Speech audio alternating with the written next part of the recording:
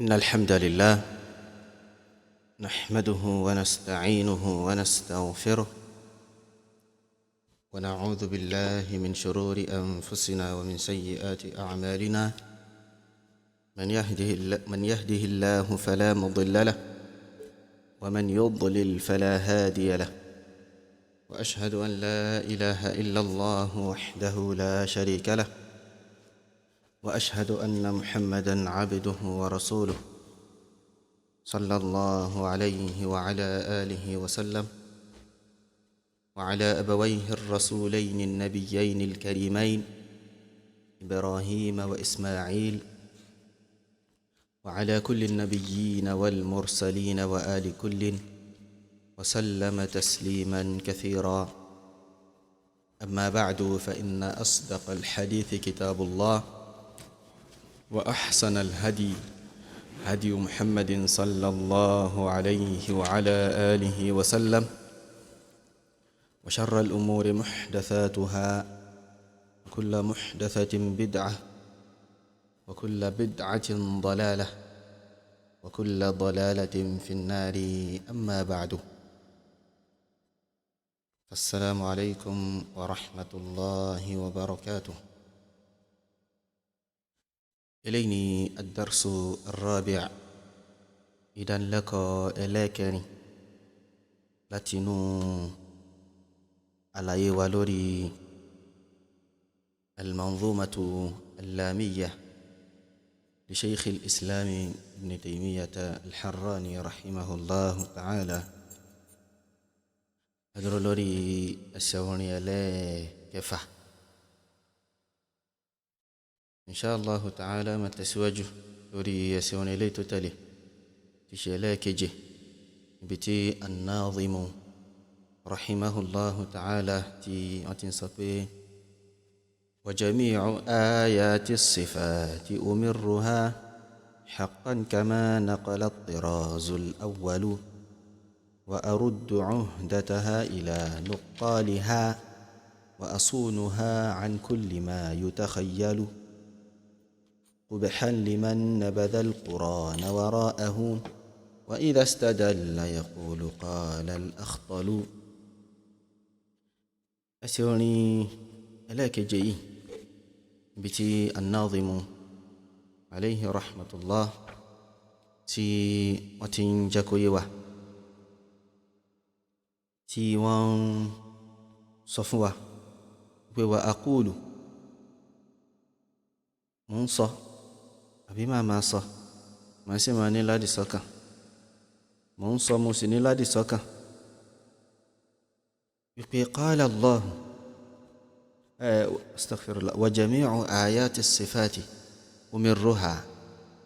وجميع آيات الصفات بو آيات إليتي ينصر نقيرني الله سبحانه وتعالى أمرها، ما شيء إمراره، ما شيء حملوره، ما أكبوه. أمرها حقا، ما أكبوه لوري حقيقة، ما في تماوة تيوان تماسي نينو إدي نين توجي تما الظاهر نينوره سوناني ما في له فاتي الصا نينو إذا لك لي تكجا بيسوني لي تكجا تي أفا أنسقي. وأقول قال الله جل جلاله والمصطفى الهادي ولا أتأول. هذه سكان وعلي طبعا في كان لفعل الله سبحانه وتعالى نروي أما في الله نبا مسي انتي الله سبحانه وتعالى تبصى، فكان انت نبي صلى الله عليه وسلم تبصى في الله. فالله سبحانه وتعالى ni orúkọ àti ní ìròyìn. So níbí báyìí àfọwọ́n jẹ́ kó yé wa wípé wa jami'u ayati sifati, gbogbo àwọn ayatu sifati, àwọn orúkọ àbáwọn àyà ó ń sọ̀rọ̀ nípa ìròyìn Allah subhanahu wa ta'ala.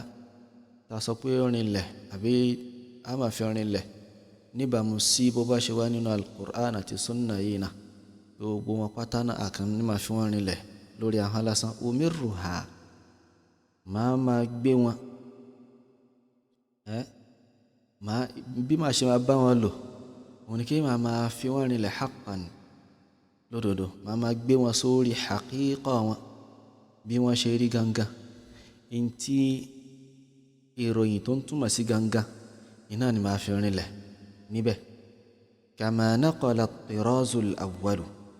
gẹ́gẹ́ bí àwọn at-tiraz al-awwal so ìyẹn àwọn salaf so at-tirazu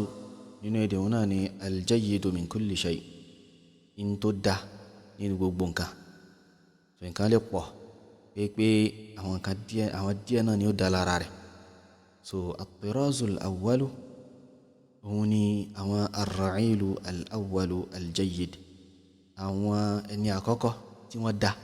àwọn as-salafu as-salih a'lamul huda ridwanullahi alayhim wa aruddu uhdataha wọ́n ní wa aruddu máa dá padà uhdataha so al-uhda níbí so òun náà ni al-isti'man bima'na al-isti'man so yẹn ni pé máa ní fọkànbalẹ̀ ila nuqaliha sí ọ̀dọ̀ àwọn tí wọ́n gba nǹkan yìí wá so uhda nǹkan yìí ìfọkànbalẹ̀ mi ìsọwọ́gba nǹkan yìí wọlé mi so yóò máa jẹ́ látara pé àwọn tí wọ́n gbà wá àwọn tí ọkàn balẹ̀ sí náà àwọn sahaba ridwanullahi alayhim so ọkàn balẹ̀ sọ́dọ̀ wọn so hifudhu nǹkan yìí ṣíṣọ́ nǹkan yìí bákan náà ìṣàfitì rẹ̀ máa ṣe àfitì rẹ̀ sí ọ̀dọ̀ àwọn nuqaluha athiqat àwọn olódodo àwọn onídéédé tí wọ́n gbà wá yẹn so àwọn ni máa fi nǹkan yẹn ti sí so àwọn as-salafu as-salih àwọn ruwatu al-ahadith al-a'immatu al-huffaz àwọn àìmà àwọn olùmẹ̀sìn tí pé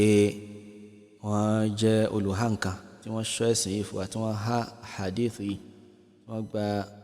ahadithu eléyìí tó ń sọ̀rọ̀ nípa ìròyìn Allah subhanahu wa ta'ala tó ń sọ̀rọ̀ nípa rẹ̀ tí wọ́n gbà wá so àwọn ni wọ́n jẹ́ uhda mi ọ̀dọ̀ wọn ni máa padà sí pé ok ẹ sọ pé ìròyìn báyìí rinlẹ̀ fún Allah subhanahu wa ta'ala bọ́lá tí rí so a lè sọ pé kí nínú hadithu tí lágbájá gbà wá látọ̀dọ̀ lágbájá tó dẹ̀ gbogbo wọn ní déédéé ni wọn kò sí aláìdá nínú wọn kò séyìn aburú ní inú wọn. wa asunuha máa ṣọ́ nǹkan yìí máa dáàbò bò máa fọ́mọ́ unazzihuha máa fọ́mọ́ an kulli ma yutakhayyalu kúrò níbi gbogbo nǹkan tí àwọn èèyàn lè máa rò pẹ̀lú làákàyè wọn sọ̀tọ̀rí pé kayfiyya sifati Allah subhanahu wa ta'ala bí ìròyìn Allah subhanahu wa ta'ala bó ṣe rí kò sẹ́ni kankan tó lè máa kò sẹ́ni kankan tí ó lè máa gbogbo tí a lè máa fi orí rò bóyá báyìí ni ìròyìn Allah subhanahu wa ta'ala ṣe rí Allah subhanahu wa ta'ala fawqa kulli dhalik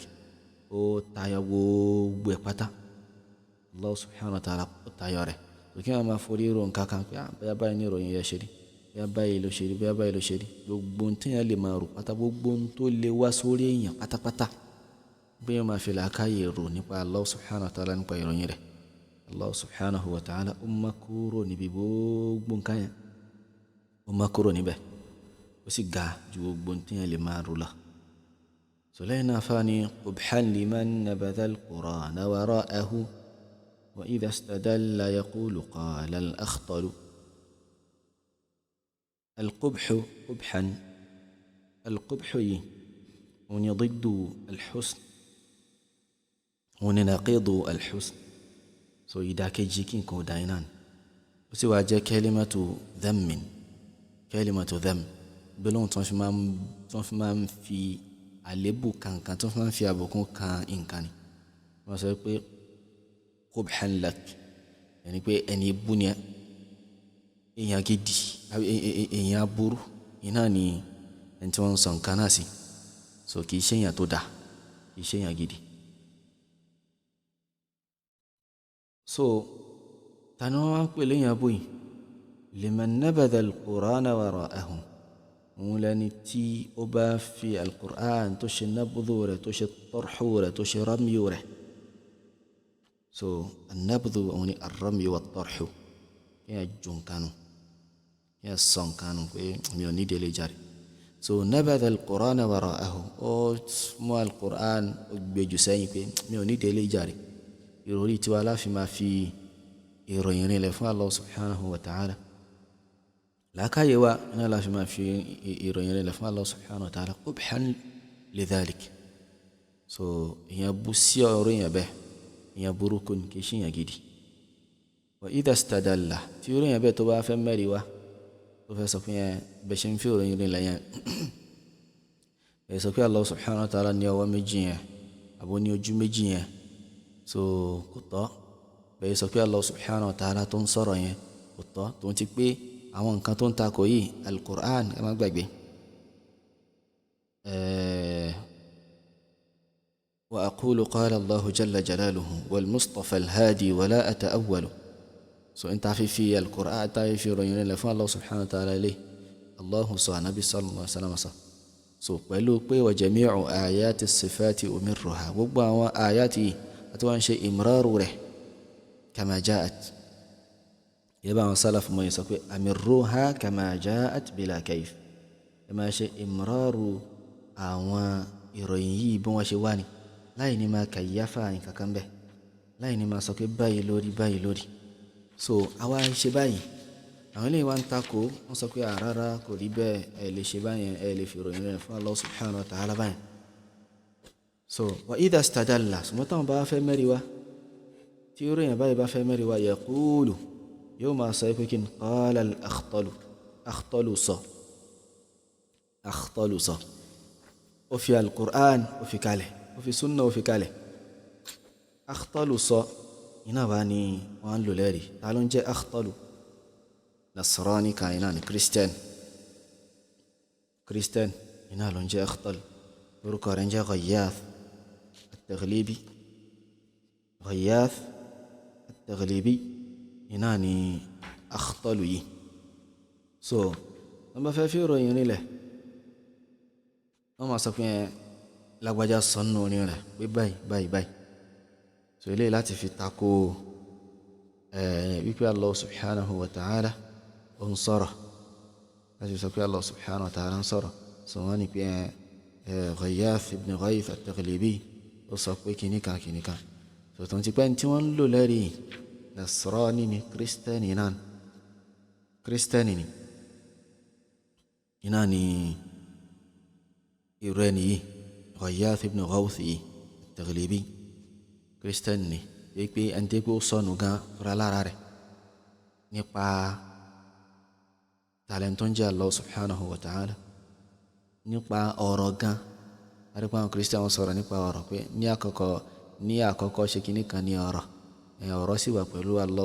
ọ̀rọ̀ sì wà pẹ̀lú Ọlọ́run so ta lọ́lọ́run wọ́n nù níbi àlámàrí yẹn wáyé pé rẹ ẹni tó sọnù níbi àlámàrí láwa máa dá àlámàrí padà sọ́dọ̀ rẹ̀ pé ó sọ nǹkan báyìí so eléyìí a rí pé ṣe sí àwọn oníbí dáa iná lélẹ̀ tipẹ́tipẹ́ so wọn náà láti tún rí lásìkò yìí a rí pé recently nìkan afákan ní inú àwọn Asha'ira Fazari àwọn Asha'ira wọ́n ń ṣe munaqasha risala magister àbí doctorate pé ọmọ fẹ́ gba master degree àbí doctorate something ṣá so wọ́n wá ń ṣe munaqasha gbà pé àwọn kan tó wà nínú ntí ẹnìyẹn kọ ẹnìyẹn wá mú ọ̀rọ̀ wá láti ọ̀dọ̀ Sheikh Ibn Uthaymin rahimahullahu ta'ala sàfáà ní láti bínú sọ oríṣiríṣi ọ̀rọ̀ kò sí azari kan tí ó máa kó tọ̀rọ̀ láti ọ̀dọ̀ Ibn Uthaymin báyìí wọ́n ti wá pa tí wàá tó wá fẹ́ sọ akẹ́kọ̀ọ́ yìí tó fẹ́ sọ nù wọn láti máa sọ pé lágbájá ń bẹ ńlẹ̀ ò mọ́rọ̀ látọ̀dọ̀ rẹ̀ lágbájá ń bẹ ńlẹ̀ ò mọ́rọ̀ látọ̀dọ̀ rẹ̀ ọ̀rọ̀ Ibn Uthaymin rahimahullah ló wá ń lò. so àwọn lágbájá tó wá ń tọ́ka sí yìí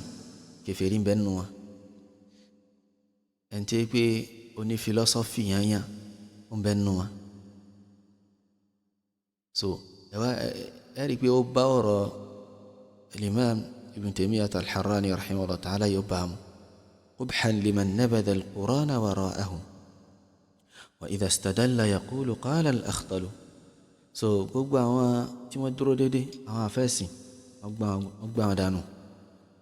wọ́n sọ pé àwọn ilé ìjàmọ̀ kankan jàre. Allah subhanahu wa ta'ala wá fi àdánwò kàn wọ́n pẹ̀lú pé Christian ni wọ́n recommend philosopher ni wọ́n recommend. so ẹni tó bá ti gbá òdodo dànù tó sọ pé òun gba òdodo ibtalahu Allahu biqabuli al-batil. Allah subhanahu wa ta'ala yóò fi àdánwò kàn pẹ̀lú pé kó gba ìbàjẹ́ láyé ìbàjẹ́ láyé tó ń tọ́ wọn máa fọ́nká. Allahu al-musta'an. so eléyìí wọn ni àlàyé lórí àwọn abiyatu yìí ní àlàyé ṣókí. so káwá fẹ́ lójú níwọ̀n bàbí idhnillahi ta'ala. so ní pé ọ̀rọ̀ an-Nadhimu rahimahullah tí wọ́n ní wa jami'u ayati as-sifati umirruha حقا كما نقل الطراز الأول. so ni pé العقيدة ilé tó lálàáfíà nípa ọ̀nà tí a máa fi ń bá tí a fi máa ń fi ìròyìn Allah subhanahu wa ta'ala àti orúkọ rẹ̀ tí wọ́n fi ń rinlẹ̀ òní tá a fa ń sọ yìí. so ni pé àwọn ayat ilé tó wá láti inú tírà Allah subhanahu wa ta'ala àtẹ́lẹ̀ tó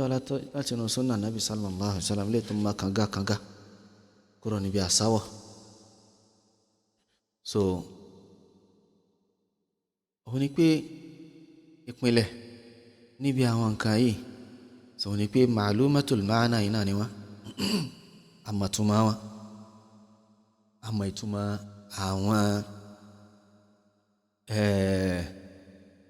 àwọn sifatu yìí àti àwọn asma'u yìí àní sọ pé kò ní túmọ̀ àbí àmọ̀túnmá rẹ̀ wọ́n sọ pé kí ni túmọ̀ kí Allahu lọ́wọ́ wọ́n sọ pé òun mọ̀. so eléyìí kìí ṣe lànà tó tọ́ ọwọ́ yìí náà lọ́wọ́ ń jẹ́. ṣùgbọ́n bó ló ṣe rí ìyẹn là ní sọ̀rọ̀ ń pa rẹ̀ pé la adri mi mọ́. Allah ó sọ fún wa kó ń lọ́wọ́ ní ṣùgbọ́n kò sọ fún wa bó lọ́wọ́ rẹ̀ ṣe rí. Allah ó sọ fún wa kó ń ní ojú àfihàn ilẹ̀ fún àsìmọ̀túnmọ̀ tó ń jẹ́ ojú ṣùgbọ́n bó ló ṣe rí àmọ́ sójọ́ tiwa kò jọ tiwa kò sì jọ ti ẹ̀dá kankan laysa kamithlihi shay kò sí nǹkan kan tó dàbí Allahu subhanahu wa ta'ala. so bá ṣe ń bá àwọn kan yìí lò ní imraruha kama ja'at kama ṣe imraru rẹ̀ wẹ́ bó ṣe wá wọn salaf Imam Ahmad wa ghayruhu wọn máa sọ pé amirruha kama ja'at bila kayf amirruha kama ja'at bila kayf. àwọn ìròyìn yìí bí wọ́n ṣe wáyẹn náà ní kẹ́ ṣe fún wọn nílẹ̀ bí wọ́n ṣe wáyẹn wọ́n sọ pé yaduna ni ọwọ́ iná lọ́wọ́ ń jẹ́ bila kayf àwọn máa sọ pé orí báyìí àbójọ báyìí. so apá kan náà sọ pé qira'atuha tafsiruha kíkà àwọn náà làlàyé wọn kíkà àwọn náà nìtumọ̀ wọn. yẹn pé tá a bá ti ń ka àwọn ìròyìn yìí ìròyìn ìtumọ̀ tá à ń gbọ́ yé ń bẹ̀ òun náà nìtumọ̀ rẹ̀ kò bùkátà sí ká máa yí kìíní kan nùzúlù rahmatihi ni àti bẹ́ẹ̀ bẹ́ẹ̀ lọ pé yadu ọwọ́ ìtumọ̀ rẹ̀ ní kúdúrà. so Allah subhanahu wa ta'ala sọnù al-Qur'an wípé khalaqtu biyadayya mo dá nǹkan pẹ̀lú ọwọ́ méjèèjì. so àwọn tó máa ń sọ wípé ọwọ́ níbẹ̀ yẹn ìtumọ̀ rẹ̀ ní kúdúrà agbára wọ́n túmọ̀ sí pé agbára méjì ni Allahu nínú yẹn torí pé Allah sọ pé biyadayya pẹ̀lú ọwọ́ méjèèjì. so túmọ̀ sí pé n tí wọ́n sọ lázìmọ̀ ọ̀rọ̀ nípa agbára méjì péré ni Allah subhanahu wa ta'ala ni. so eléyìí sì ni tí ò ní túmọ̀ tí wọ́n bá ti fẹ́ sá kúrò bí òdodo èèyàn padà sá lọ síbi ìbàjẹ́ ni èèyàn sá lọ síbi ìbàjẹ́ so ìtí Allah subhanahu wa ta'ala tó bá fi rinlẹ̀ fúnra rẹ̀ òun náà ní ká fi rinlẹ̀ fún láì ní máa gègé láì ní máa sọ nǹkan tí Allah jalla wa ala tí ó sọ so eléyìí òun ni madhabu as-salaf fi kulli zamanin wa makan imraruha kama ja'at fi tilka an-nusus min ghayri takyif bila kayf so bí ó ṣe rí iná ní eléyìí so kì í dẹ̀ ṣe ìtumọ̀ imraruha pé wa jami'u ayati sifati umirruha haqqan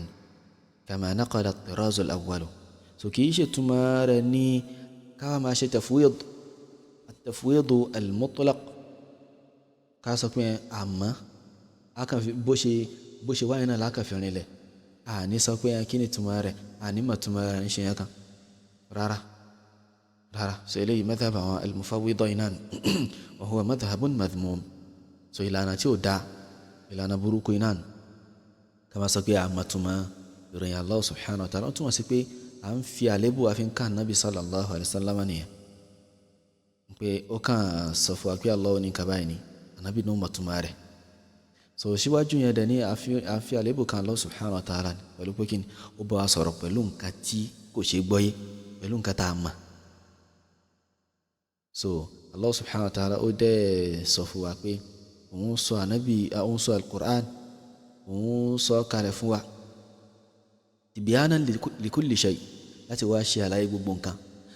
a sì mọ̀ pé inú al-Qur'an Allahu ṣàlàyé tahara fún wa ìmára ó ṣàlàyé ẹ̀jẹ̀ haidọ̀ ẹ̀jẹ̀ nifas ẹ̀jẹ̀ haidọ̀ ó ṣàlàyé rẹ̀ fún wa pé tóbìnrin bá ń ṣe nǹkan oṣù báyìí ṣe so ó ṣàlàyé àlọ́ àlá fún wa ó ṣàlàyé àwọn nǹkan míì náà fún wa ìwà gidi ó ṣàlàyé fún wa bó wà ní Allah subhanahu wa ta'ala ló wá ṣe bá mú ká sọ pé ó fi in tó ní ṣe pẹ̀lú dáàtù rẹ̀ pẹ̀lú haqiqa rẹ̀ pẹ̀lú pàápàá rẹ̀ ó wá fi kalẹ̀ kó ṣàlàyé rẹ̀ fún wa kò jẹ́ ká mọ̀ túmọ̀ rẹ̀ ṣùgbọ́n àwọn nǹkan míì tí ò wá tó ó wá ń ṣàlàyé rẹ̀ fún wa á rí pé kò bá lákàyè mu rárá tọ̀ kò bá lákàyè mu rárá tọ̀ so bí ó ṣe rí iná ní eléyìí so tó bá ń sọ pé amirruha kama ja'at bila kayf ká ṣe kí ni kí a ṣe ìmọ̀rọ̀rù rẹ̀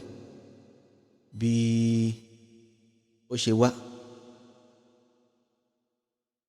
ká ṣe ìmọ̀rọ̀rù rẹ̀ bó ṣe wá yẹn pé ká fi rinlẹ̀ bó ṣe wá pẹ̀lú ìtumọ̀ rẹ̀ tó ń túmọ̀ sí tá bá ka nǹkan báyìí ìtumọ̀ tá a gbọ́ yé ń bẹ̀ gangan òun náà ní ìtumọ̀ tá a fi rinlẹ̀ àfi tá a bá rẹ́ẹ̀rì gẹ́gẹ́ ìṣàlàyé náà dánilẹ́kọ̀ọ́ tó rí kọjá nígbà táwọn sọ̀rọ̀ nípa ta'wil wọ́n pé ká tó lè yí ọ̀rọ̀ kúrò lórí ìtumọ̀ tó ń túmọ̀ sí gangan àbúkátà láti ní ẹ̀rí tá a bá lẹ́rìí lórí pé nǹkan yìí túmọ̀ sí nǹkan yìí àbí nǹkan yìí náà gbà lérò pẹ̀lú rẹ̀ àgbọ́dọ̀ yìí so ní ṣókí nípa eléyìí nípa ẹsẹ̀ orin òní pé àyàtò sifat àwọn àyà tó ń sọ̀rọ̀ nípa ìròyìn Allah subhanahu wa ta'ala ma'lumatul ma'na inan àmọ́ ìtumọ̀ wọn ṣùgbọ́n majhulatul kayfi náà ni wọn ṣùgbọ́n bó wà láwọn nǹkan yẹn ṣe rí bó ní ìròyìn yẹn gangan ṣe rí kì í ṣe tó ń túmọ̀ sí òsùn bó ló ṣe rí bó ní ìròyìn ṣe rí ń ta àmọ́ nìyẹn eléyìí wọn ni nǹkan tí a mọ̀ sí eléyìí náà ń pè ní ijra'u an-nusus kama ja'at so kama ṣe ijra'u àwọn àyàtò as-sifat kama fi wọ́n rinlẹ̀ gẹ́gẹ́ bí wọ́n ṣe wá so bí eléyìí bó ṣe rí náà eléyìí سألكجي وأرد عهدتها إلى نقالها وأصونها عن كل ما يتخيل so wọ́n ní pé ọ̀húndà nǹkan yìí tá bá fẹ́ máa sọ̀rọ̀ nípa pípẹ́ kí ni ẹgbàlérò pẹ̀lú ìròyìn yìí àbí ìròyìn yìí tẹ́sọ̀ pé yìí fi onílẹ̀ yìí ṣé bó ṣe rí nìyẹn tó tọ́ àti bẹ́ẹ̀ bẹ́ẹ̀ lọ á jẹ́ kó yé wa pé bẹ́ẹ̀ ni a sì ní sanad alẹ́rìí lórí rẹ̀ hadithu tá fẹ́ fi onílẹ̀ nípa ìròyìn yìí lágbájá báyìí ló gbà wá látọ̀dọ̀ lágbájá báyìí tí tó fi dọ́dọ̀ Ànábì sallallahu alaihi wasallam kì í ṣe ọgbọ́n orí lásán so a máa dá padà sọ́dọ̀ nuqaliha àwọn tí wọ́n gbà wá àwọn arruwatu al-athbat al-huffaz àwọn athiqat àwọn déédéé tí wọ́n gbà wá a máa fi nǹkan yìí a máa fi ti sọ́dọ̀ wọn pé lágbájá báyìí ló gbà wá látọ̀dọ̀ lágbájá báyìí tó bá sì wo gbé orí pé gbọ́n wọn jẹun déédéé wa asúnuha máa wá máa gáìdì nǹkan yìí máa dáàbòbò an kulli ma yutakhayyalu kúrò ní gbogbo ntí èèyàn lè máa lérò èèyàn lè máa fi làákàyè rẹ̀ èèyàn lè máa fi rò so bí eléyìí bó ṣe rí náà lè al-imam ibn abdulbar rahimahullah inú at-tamhid so níbàámu sí ẹ̀sìn òun eléyìí tó rí kọjá wọ́n ní pé ahlu sunnati mujmi'una ala al-iqrari bis-sifati al-waridati kulliha fi al-qur'ani was-sunnah wọ́n láwọn ahlu sunna ẹnu wọn kò lórí pé fífi àwọn as-sifat tó bá wá láti inú al-Qur'an àti sunna gbogbo pátá ká fi gbogbo ẹ̀rin lẹ̀ wal imani biha ká sì nígbàgbọ́ sí wọn wa hamliha ala al-haqiqa ká wá gbé wọn lórí haqiqa haqqu wọn lórí reality ntí àwọn gbólóhùn yẹn túmọ̀ sí gangan ní ká gbélé tálọ́ bá sọ pé ọwọ́ náà lá gbé sí tó bá sọ pé ẹsẹ̀ náà lá gbé sí tó bá sọ pé ń sọ̀kalẹ̀ náà lá gbé sí. Illa ṣe kókó àyàfi yìí ṣe kókó illa annahum la yukayyifuna shay'a so in tó kàn wá ń bẹ̀ ni pé except pé wọn kì í kàyáfà wọn kì í sọ pé báyìí ló ṣe rí àbí báyìí ló ṣe rí àbí báyìí ló ṣe rí so eléyìí ni ìlànà àwọn ahlu sunnati wal jama'a so bí eléyìí bó ṣe rí ni so lẹ́yìn náà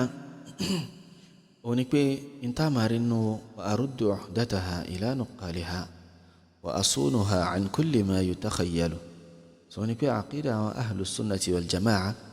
naqalaha al-umana àwọn tí wọ́n gbà wá fún wa àwọn tó kàn balẹ̀ sí ni àwọn náà sọ̀rọ̀ àwọn as-sahaba ridwanullahi alayhim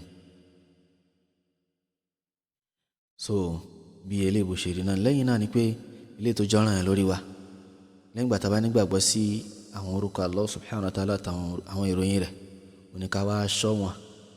ká ṣe sọ́wọ́nù wọn wa asunuha an kulli ma yutakhayyalu ká ṣe sọ́wọ́nù wọn kúrò níbi gbogbo tó lè máa wá sínú làákàyè èèyàn pé àbí báyìí lórí so nínú rẹ̀ ní at-ta'til torí pé èèyàn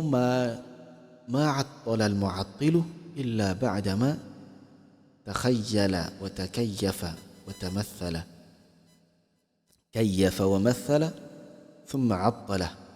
so ẹni tó àtọ́lá صفات الله سبحانه وتعالى tó ń takò tó sàbí kò sí nǹkan tó ń jẹ́bẹ̀ kò kó kàn déédéé arrive sínú rìsáùtì yìí pé kó kàn takò pé kò sí tó ń jẹ́ ròyìn báyìí lásán bí kì í ṣe pé ó ti ro orí ó ti lo làákàyè ó ti rò pé ó ń bá fi nǹkan yẹn lẹ̀ fún Allah subhanahu wa ta'ala wọ́n túmọ̀ sí pé wọ́n ti fi ń jẹ ẹ̀dá rẹ̀ tó wọ́n sì pé torí pé nígbà tó ń gbọ́ nǹkan yẹn kò sí nǹkan kan tó wá sí làákàyè rẹ̀ ju ìròyìn àwọn èèyàn lọ ọwọ́ ó sáré ń kọ́ sáà rẹ̀ pẹ̀lú àwọn èèyàn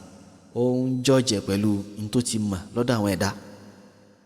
torí ẹ̀ pé Allah subhanahu wa ta'ala ó tayọ gbogbo eléyàn ó tayọ gbogbo ẹ̀ so tí ẹ bá ń gbọ́ irú àwọn kaba èèyàn gbọ́dọ̀ máa wá gbé sí làákàyè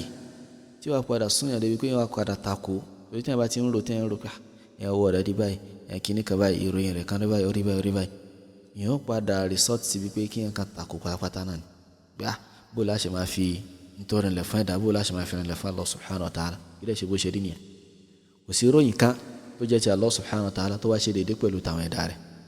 ó kàn lè ṣe déédéé níbi orúkọ lásán pé à ń pè lórúkọ nǹkan báyìí ṣùgbọ́n haqiqa rẹ̀ ó yàtọ̀ síra wọn gírígbé ó yàtọ̀ síra wọn gan jiddan so káàná wo àwọn ẹ̀dá gan síra wọn a ní elephant a ní lion a ní ant àwọn kankan àsìlẹ́yìn náà gbogbo àwọn kata sọ yìí ni wọ́n lọ́wọ́ pátápátá ṣé ọwọ́ gbogbo wọn papọ̀ kò jọra wọn bó aláṣẹ lérò pé ọwọ́ Rabbul Alamin Allah subhanahu wa ta'ala ó ṣe déédé pẹ̀lú táwọn ẹ̀dá rẹ̀ tó jẹ́ pé àwọn ẹ̀dá gan ní ìlànà ara wọn yìí baynahum tafawut fi hadhihi sifat wọ́n yàtọ̀ síra wọn wọ́n jura wọn lọ níbi àwọn ọ̀rọ̀ yìí walillahi al-mathalul a'la àpèjúwe tó ga jù tí Allah subhanahu wa ta'ala iná ní ṣe so lẹ́yìn náà ẹsẹ̀ ọ̀nà ilé tí ó gbẹ̀yìn nínú àlàyé wa tóní وني قبحا لمن نبذ القرآن وراءه وإذا استدل يقول قال الأخطل. so أجاكو يوابي قبحي كلمة ذم إنان كلمة أفمان بينو أتلو يعني سيو إن يباي يرين يوو لنتيكي نبذ القرآن وراءه أقبي القرآن أقبي سيره أجونو ألون بكاتاسي وإذا استدل تبا فامري وانكو تبا صفني بي يوني سنة يرين تفنى فالله سبحانه وتعالى يكون له تنتي حديث آية إن لا أكبر له تبا فامري وان يقول جمع سنبي قال الأخطل أخطل صباي أخطل صباي أخطل سني شاعر أولوني أو كفيري أولوني أو كريستيان ينان أولوني كنا أولوني أو كريستيان ينان سأني يني كني كتما أقبل ركوع لله سوى بعد من شور كارس وجه غياث ابن غوث التغليبي يناني أوركار سأراكوني àkọ́kọ́ ni pé ẹ̀sìn orin tí àwọn ẹni yìí àwọn Asha'ira Kullabiyya àti bẹ́ẹ̀ bẹ́ẹ̀ lọ tí wọ́n ń lò lẹ́rìí nínú ọ̀rọ̀ ẹni yìí òun ni ọ̀rọ̀ rẹ̀ tí ó sọ wípé innal kalama la fil fu'adi wa innama ju'ila al-lisanu 'ala al-fu'adi dalila. so orin yìí ìtumọ̀ rẹ̀ wọ́n ni pé innal kalama dájúdájú ọ̀rọ̀ tá à ń sọ yìí ọ̀rọ̀ tẹ̀rí tí mo ń sọ yìí la fil fuadi ọ̀rọ̀ gangan òun lẹ́yìn tó wà nínú ìgbáyà wa ọ̀rọ̀ wa tá à ń sọ inú gbáyà gangan ló wà wa innama ohun tó kàn ṣẹlẹ̀ ni pé ju'ila al-lisanu 'ala al-fuadi dalila wọ́n kàn ahọ́n ó kàn jẹ́ ẹ̀rí fún tó wà nínú gbáyà lásán ahọ́n kàn gbé tó wà nínú gbáyà lásán ń gbé jáde ni kì í ṣe pé ahọ́n gangan la fi ń sọ̀rọ̀ kì í ṣe gbẹ́nu gangan la fi ń sọ̀rọ̀ ọ̀rọ̀ tá à ń sọ inú gbáyà wa ló wà so lè wọn máa fi léyìí wọn fi ṣẹ̀rí lórí al-kalamu nafsani wípé ọ̀rọ̀ tá à ń sọ ọ̀rọ̀ inú ọkàn ni inú ọkàn lọ̀rọ̀ wà tòtò rẹ̀ ni wọ́n á ṣe sọ wípé al-Qur'anu inú ọkàn Allah subhanahu wa ta'ala ló wà ó wá sọ ó sọ kúlẹ̀ wọ́n sọ pé ó jù Allah subhanahu wa ta'ala ó jù sínú gbáyà nabi sallallahu alayhi wa sallam pé ó sọ kúlẹ̀ sínú gbáyà rẹ̀ bí báwọn kan ṣe sọ so eléyìí ni àánú iná ni odó tí ó sì rí bẹ́ẹ̀ iná ni eléyìí so ìtí wọ́n dẹ̀ ń gbára lé òun ni ọ̀rọ̀ kèfèrí so Allah subhanahu wa ta'ala ó sọ fún wa ní al-Qur'an pé òun sọ̀rọ̀ anabi sallallahu alaihi wasallam sọ fún wa pé Allah subhanahu wa ta'ala ń sọ̀rọ̀ káwá kíni yẹn máa tó wa káwá pé kíni wa idha istadalla yaqulu qala al-akhtalu tàbá fẹ́ mẹ́rin wa a ní rí àfẹ́sìn kan tá gbára lọ́rọ̀ rẹ̀ àfi kèfèrí so a rí pé قبحا لمن نبذ القرآن وراءه حقا so ìròyìn yẹn báyìí قبحا له حقا so ìyẹn bú ni sí ọ̀rọ̀ yẹn bẹ́ẹ̀ ní tó tọ́ aka afi al-Qur'an kalẹ̀ afi sunna kalẹ̀ afi tí àwọn salaf tẹnu wọn kò lè lórí afi tí àwọn a'immatul lugha tí wọ́n sọ afi kalẹ̀ àwọn lọ ń gbé ọ̀rọ̀ kèfèrí Christian so Allahul musta'an so ẹlẹ́ẹ̀kejì òun ni pé ọ̀rọ̀ yìí ni wọ́n wá ọ̀rọ̀ yìí innal kalama yìí wọ́n wá nínú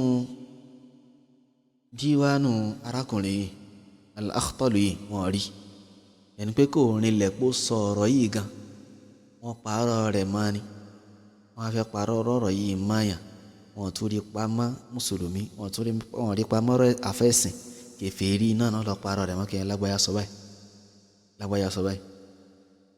so Allahul musta'an Allahul musta'an so bí eléyìí bó ṣe rí iná ni eléyìí kò rinlẹ̀ látọ̀dọ̀ al-Akhtal tẹ́bá wá kò rinlẹ̀ láti ọ̀dọ̀ rẹ̀ so lẹ́yìn náà pé tó bá rinlẹ̀ náà ọ̀rọ̀ tí ò lálàáfíà ni so ọ̀rọ̀ kìí ṣe ọ̀rọ̀ ọkàn so torí pé ọ̀rọ̀ ọkàn ọ̀rọ̀ tó wà nínú ẹ̀mí ó yàtọ̀ sí ọ̀rọ̀ tí a ń ṣe kíni tá à ń sọ jáde ní orí ahọ́n ó yàtọ̀ sọ̀rọ̀ tá à ń sọ jáde lórí ahọ́n gírígbé so tí wọ́n fẹ́ sọ̀rọ̀ nípa ọ̀rọ̀ tá à ń sọ lórí ahọ́n tí wọ́n fẹ́ sọ̀rọ̀ nípa rẹ̀ al-kalami náà máa ń pè tí wọ́n gbé kíni tó ń jẹ́ al-kalam sòun lọ̀rọ̀ táwọn sọ̀jọ́ lórí ahọ́n ṣùgbọ́n tó wà nínú gbáyà wa kalamu nafsi ló ń jẹ́ ọ̀rọ̀ àbí hadithu nafsi náà ló ń jẹ́ ọ̀rọ̀ kan ní kì í dẹ̀ ṣe ọ̀rọ̀ kan ní àdìkún wọn kọ́ ìyáda rẹ̀ wọ́n fi lọ́n kankan wọn kàn jó kalẹ̀ pé ọ̀rọ̀ lásán sòtòrí ànábì sallallahu alaihi wasallam nínú hadith ó jẹ́ kó yé wa so ní pé gbogbo ntí ọmọ ànábì Adam tó bá ń sọ nínú gbáyà rẹ̀ pé Allah subhanahu wa ta'ala ó ṣe kí ni inna Allaha tajawaza li an ummati pé Allah subhanahu wa ta'ala ó ṣe àmójúkúrò fún àwọn ìjọ mi ó ṣe àmójúkúrò fún àwọn ìjọ mi níbi ntí wọ́n bá ń fi ọkàn wọn sọ níbi tí wọ́n bá ń fi ọkàn wọn sọ so ó ní pé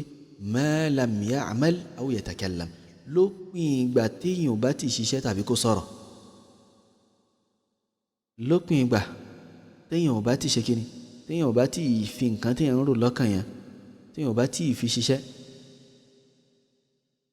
àbí kó ṣe kíni àbí kó sọ jáde lọ́rọ̀ so inna Allaha tajawaza an ummati ma haddathat bihi anfusuha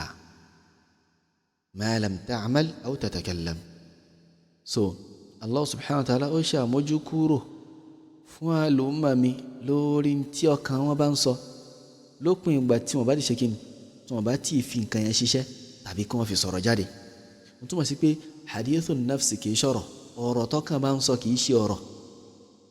kì í ṣe ọ̀rọ̀ kì í ṣe ọ̀rọ̀ ara so bí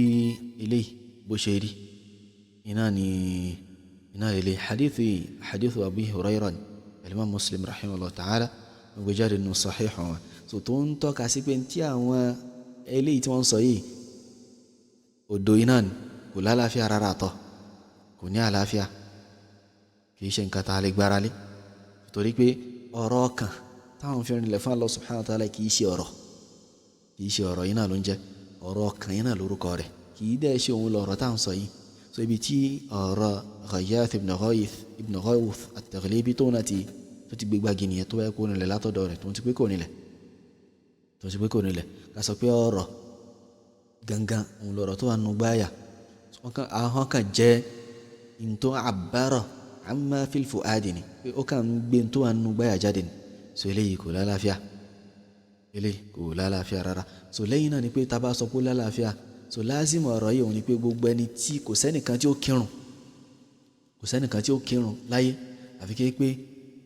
yóò máa rùn kan lọ́kàn ó kàn lè kéré ó lè pọ̀ ni kò sí ni wáṣíwáṣà yẹn yóò ṣe kí ni yóò wà ó sì wà nínú riwaya mi pé inna Allaha tajawaza li an ummati ma waswasat bihi suduruha ma lam ta'mal aw tatakallam anábì lò pẹ̀lú wáṣíwáṣà níbi ó lo wáṣíwáṣà níbi kò sẹ́nìkan tó bá ń kírun kí wáṣíwáṣà máa wá wípé ìgbáyà rẹ̀ yóò máa sọ nǹkan kan ń bẹ nínú àwọn èèyàn tó pé yóò tẹ̀lé nǹkan yẹn lọ tó pé tí wọ́n fi parí kò ní mọ̀ bàtọ́bá tó sálámà ní ọ̀nà káà orí ìrùn mú tiẹ̀ wá ó sì ń bẹ náà tó pé tó bá ti ń wá wọ́n máa dá padà ilé ló fi ń dájú so tó bá ti wá ń jẹ́ pé ọ̀rọ̀ iná ní nǹkan yẹn tó bá sọ pé kàlámù nafsani ọ̀rọ̀ ni wọ́n túmọ̀ sí pé gbogbo ẹni tó bá ti wà lórí ìrun tí ọkàn rẹ̀ bá ti ń bá sọ nǹkan kan ìrun tó ń ti bàjẹ́ ni torí pé Ànábì sallallahu alayhi wa ala alihi wa sallam ó ní pé inna hadhihi as-salah dájúdájú sọ̀láàtù eléyìí tá à ń ṣe yìí o ìrun tá à ń kí yìí o la yasluhu fiha shay'un min kalamin nas gbó ìkankanú ọ̀rọ̀ táwọn èèyàn máa ń bára wọn sọ kò lálàáfíà kò tọ́ka ṣe lórí ìrun ọ̀rọ̀ táwọn èèyàn máa ń sọ láàrin ara wọn gbé bóyá a fẹ́ ṣe tasbih wà bí nǹkan pé kí lágbáyà kan máa bára èèyàn sọ̀rọ̀ kí ẹni tó sì ń ní ròyìnròyìn inú gbáyà rẹ̀ tó ń fi ọkàn rẹ̀ ro oríṣiríṣi tó ti jáde lọ pẹ̀lú ọkàn rẹ̀ sọ̀rọ̀ ẹni bẹ́ẹ̀ kò sí nítòsí mọ́ so lọ́dọ̀ àwọn Asha'ira Kullabiyya àti bẹ́ẹ̀ bẹ́ẹ̀ lọ ọ̀rọ̀ ló ń tọ̀ ń sọ Ànábì wa ń sọ wípé salati ni la yasluhu fiha shay'un min kalamin nas kò tọ́ kò sì bá a mú rárá ìkankan nọ̀rọ̀ àwọn èèyàn إنما هو التسبيح والتكبير وقراءة القرآن إن تو به إنه صلاة ونكين كما شي التكبير كما شي التسبيح سبحان الله كما شاء الله أكبر فكان كما كقرآن وكذا من شلون لي kí ẹ máa sọ gbogbo aláṣẹ mọ̀ pé kí ẹ máa sọ̀rọ̀ lórí irun tó máa ń bá irun yẹn jẹ́ ẹ wá fún wa lésì ẹ̀yin Asha'ira ẹ̀yin Maturidiyya ẹ̀yin Kullabiyya tẹ́ǹpẹ̀rẹ̀ ẹ̀yin Asha'ira ṣé ẹni tí ó ní hadithu nafsi waswasatu sudur lórí irun ṣé irun ẹ̀ ń tọ́hún sí lálàáfíà kò lè lálàáfíà tó bá yẹ pé ọ̀rọ̀ ni ń tọ̀hún sọ nítorí ṣùgbọ́n ó lálàáfíà nítorí pé kì í ṣọ̀rọ̀ ló ń tọ̀hún sọ. Ànábì sallallahu alaihi wasallam ó ṣe yàtọ̀ láàrin ọ̀rọ̀ tó wà nínú gbáyà àtọ̀rọ̀ táwọn sọ lórí ahọ́n ọ̀rọ̀ tí ó jẹ́ ọ̀rọ̀ gangan lọ̀rọ̀ tó ń jáde lórí ahọ́n eléyìí tó bá ń wà nínú gbáyà ọ̀rọ̀ kalamun muqayyadin náà ọ̀rọ̀ tí wọ́n dé pẹ̀lú nǹkankan mọ̀ kí pé ọ̀rọ̀ ẹ̀mí ọ̀rọ̀ ọkàn tàbí ròyìnròyìn tí pé ṣàìtánì máa gbé wá sínú gbáyà èèyàn so bí eléyìí bó ṣe rí náà ilé ṣùgbọ́n àwọn onífẹ̀ẹ́nú kò síbi tí wọ́n ní fẹ́ sá sí níbi ọ̀rọ̀ ẹ̀sìn wọ́n máa sá káàkiri náà Allah subhanahu wa ta'ala kó là wá kúrò níbi ìfẹ́ẹ̀nú kí ó mú wa dúró lórí sunna nabi sallallahu alayhi wa ala alihi wa sallam àkídà wa amú níbi tó clear àwọn ni máa sá káàkiri kọ́ yẹ pé àwa sá àwa tún ní ríbi símọ́ àfi lọ́dọ̀ kèfèrí iná látún asá lọ àti fẹ́ mú àkídà wa àdánwò tí ó bá wa lórí ẹ̀sìn wa pé pé bí táwa máa sá sí iná lélẹ̀ ya Allah subhanahu wa ta'ala kó là wá kúrò níbẹ̀ so wọ́n á sọ pé al-Qur'an àti sunna so àbí sunna ni pé ahadi náà ni so àlè ما عقيدة لوري أحاديث آحاد حديث تيكون الطبقة كنا طبقات ره يا كالوك باوا أبيع وميجي أبا ومتا so kọ́wá pé a wá fi ògbà àwọn àhàdíìsì yìí lẹ̀ pé èèyàn kan ló gbà wá tó tọ́ èèyàn méjì èèyàn mẹ́ta ló gbà wá wọ́n dẹ̀ jọ ń dédé a wá fi yẹn lẹ̀ a wá sá lọ sọ́dọ̀ kèfèrí láà máa lọ ọ̀rọ̀ rẹ̀ nínú ọ̀rọ̀ ẹ̀sìn nínú ọ̀rọ̀ àkídà tí ká ṣe pé ọ̀rọ̀ àlùwàlá ọ̀rọ̀ ìwà àbí nǹkankan kí Allah subhanahu wa ta'ala kó là wá kó bá aṣọ ẹ̀sìn wa kó bá aṣọ àkídà wa kúrò níbi gbogbo àwọn kan tó máa ń ba àkídà yẹn jẹ́. هذا والله تعالى أعلى وأعلم. الله سبحانه وتعالى أفاتوني مجلة سبحانك اللهم وبحمدك أشهد أن لا إله إلا أنت أستغفرك وأتوب إليك. والسلام عليكم ورحمة الله وبركاته. جزاكم الله خيرا.